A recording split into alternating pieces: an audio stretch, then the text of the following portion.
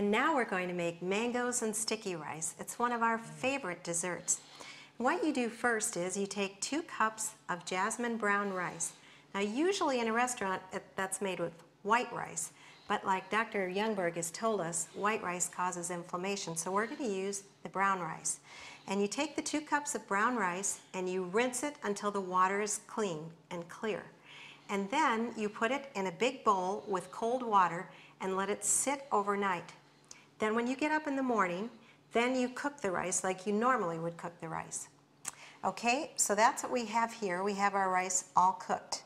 Now we're going to make the little dressing that goes on the sticky rice, and we take 1 can of coconut milk, pour that into our favorite part. It's so nice and creamy. I think this recipe is one of my favorite things. I love mango and sticky rice. I do too. I'm going to give you that picture, Sandra. And now we're going to add a 1/2 cup of sucanat. Remember, that's the dehydrated cane juice.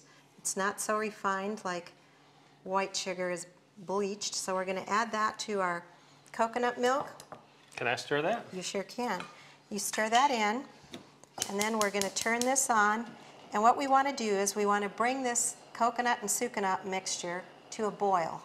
Bring it to a boil, and then let it simmer for about 5 minutes after it's boiled.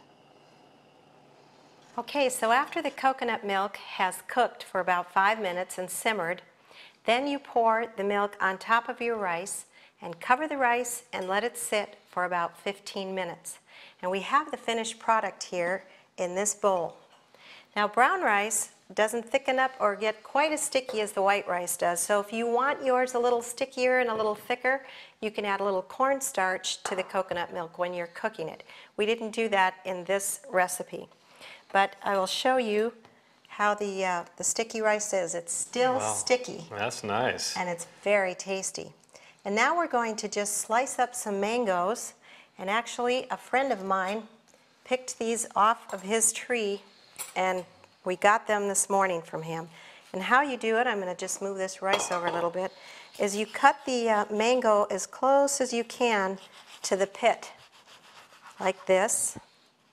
And then you take it on this side, and you cut it like this. Ooh, those look great. And they're ripe. Look at the color in those mangoes. So then you just slice it like this. And then if you happen to have a flat spoon, the flatter the spoon, the better. And I got a flat spoon from my friend as well. And you just go in and you just scoop it right out of the peeling like this. And these are full of flavor and full of fiber. Now I gotta cut this one as well. I think mangoes are my favorite fruit. They're so yummy. They're actually really a good, what's called prebiotic, Karen. Okay. And prebiotics are these fibers in food that help the healthy bacteria in our digestive system grow and stay healthy. And so one of the problems that people have when they don't have adequate probiotics or healthy bacteria is to develop skin problems. And mangoes are great for skin. They even help protect against skin cancer. Wow. So there you have your mangoes.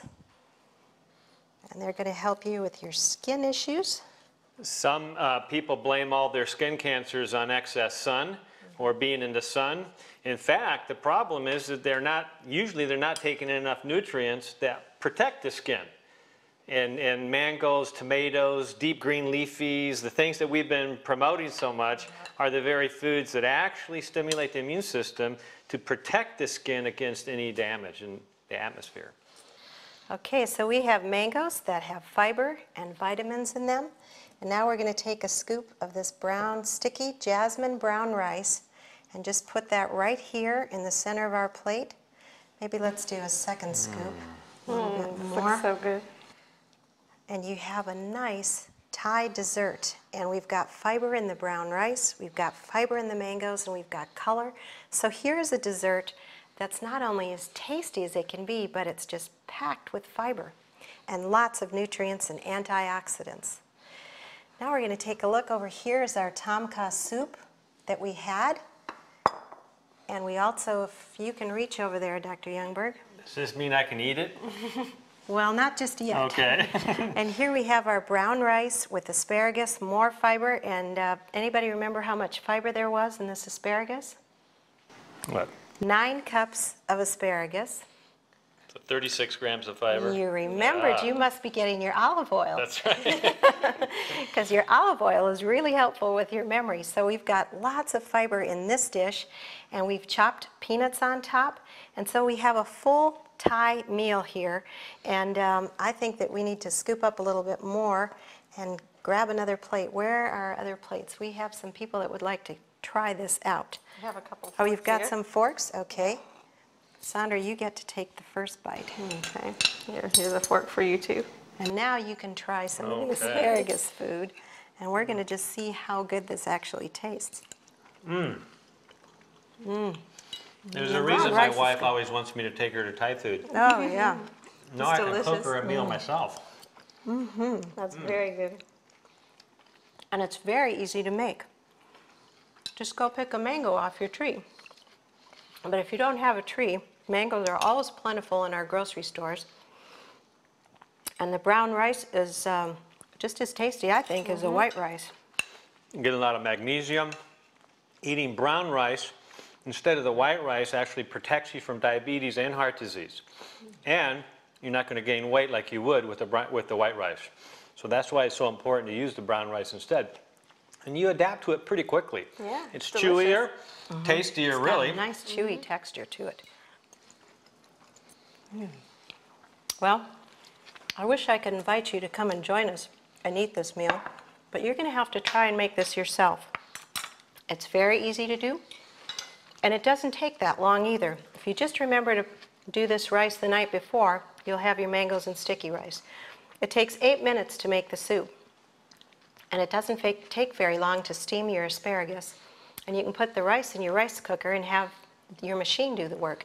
So actually, this is a pretty quick meal, and it's pretty tasty. So remember, healthy foods are naturally gourmet. Come and join us next time.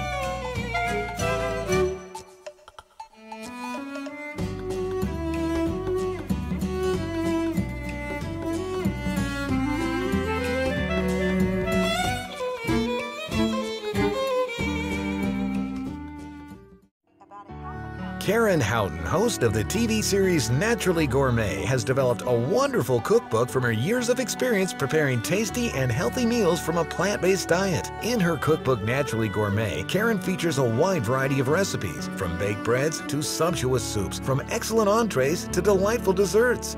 I'm Karen Houghton, and if you've been enjoying these programs, I want to tell you about our new website, www.naturallygourmet.com. At that website, we have available DVDs, full set of them from all these cooking shows. We also have available a cookbook called Naturally Gourmet with more recipes and more health information. Order Naturally Gourmet today for only $24.99 plus shipping and handling at naturallygourmet.com or call 760-723-8082. That's 760-723-8082. Your adventure into healthy living is only a phone call away.